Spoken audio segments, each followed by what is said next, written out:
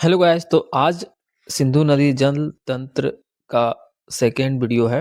अगर पहला वीडियो आपने नहीं देखा है तो आप मेरे चैनल पे जाकर देख सकते हैं और इसका मैं लिंक डिस्क्रिप्शन में दे दूंगा। तो आज हम लोग बात करेंगे सिंधु नदी जल तंत्र को लेकर भारत और पाकिस्तान के बीच में 1960 में एक समझौता हुआ था, जिसे हम लोग सिंधु जल समझौता के नाम से जानते हैं और इसे इंडस रिवर ट्रीटी भी कहा जाता है। इस संधि पर भारत के जो तत्कालीन प्रधानमंत्री थे पंडित जवाहरलाल नेहरू और पाकिस्तान के तत्कालीन राष्ट्रपति अयूब खान के बीच में दस्तखत किए गए थे। इस समझौते में ये बात हुआ कि जो सिंधु नदी है, झेलम और चिनाब, इन तीन नदियों का जो पानी है वो पाकिस्तान यूज करेगा और रावी, ब्यास और सतलज, इन तीन नदियों का जो पानी है वो भारत इस्तेमाल करेगा। ऐसा नहीं है, अगर सिंधु नदी, झेलम और चिनाब है, इनके ऊपर भारत डैम बनाकर बिजली पैदा कर सकता है, इसमें कोई दिक्कत नहीं, लेकिन पानी रोक नहीं सकता। लेकिन हाल ही फिलहाल में आपने देखा था कि श्री नरेंद्र मोदी ने इस समझौते को तोड़ दिया था। तो इसमें जो पाकिस्तान के हिस्से में तीन नदियां हैं वो सिंधु, झेलम और चिनाब, और भारत के हिस्से में जो तीन नदियां हैं वो रावी, ब्यास और सतलुज है।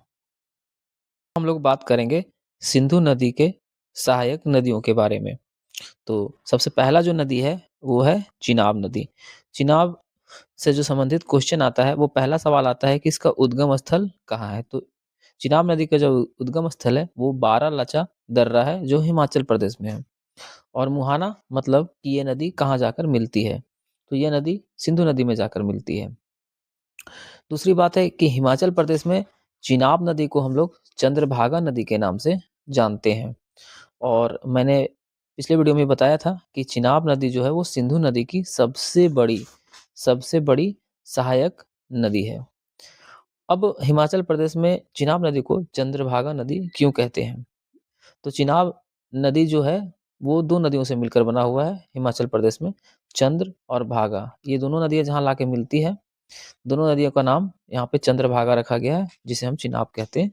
अब बाकी की जो सहायक नदियां हैं उसके बारे में हम लोग बात करेंगे। तो जो पहला नदी है, पहले तो हम लोग बात कर लिए। अब दूसरी नदी है झेलम। ठीक है, झेलम जो है, इसका जो उद्गम स्थल है वो बैरी नाग झील है। जितने भी ये नाग नाम से जो झीलें हैं वो अधिकतर जम्मू कश्मीर में पाए जाते हैं। और इसका मुहाना जो है वो चिनाब, झेलम जो नदी है वो चिनाब में आकर मिलती है। और झेलम नदी के तट पर जो शहर बसा हुआ है वो शहर है आपका श्रीनगर।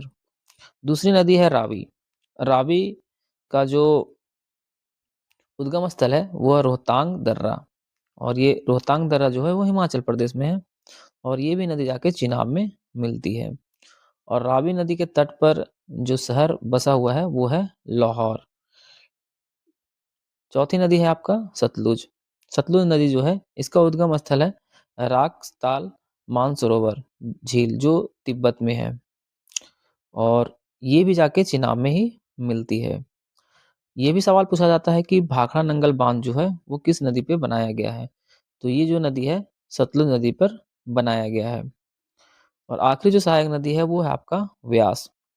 व्यास नदी जो है रोहतांग दर्रा, जो कि हिमाचल प्रदेश में है। आप ध्यान से देखेंगे कि रावी और ब्यास दोनों का जो उद्गम स्थल है वो रोहतांग दर्रा ही है। और ये जो नदी है वो जाके सतलुज में मिलती है। व्यास नदी जो है वो सतलुज नदी में जाकर मिलती है। तो पंजाब के हरिके क्षेत्र में सतलुज और ब्यास का संगम होता है। कौन सा? ये भी सवाल पूछा जाता है कि पंजाब के किस क्षेत्र में सतलुज और ब्यास का संगम होता है, तो वो हरिके क्षेत्र में। वहीं से भारत की सबसे लंबी नहर इंदिरा गांधी नहर भी निकलती है।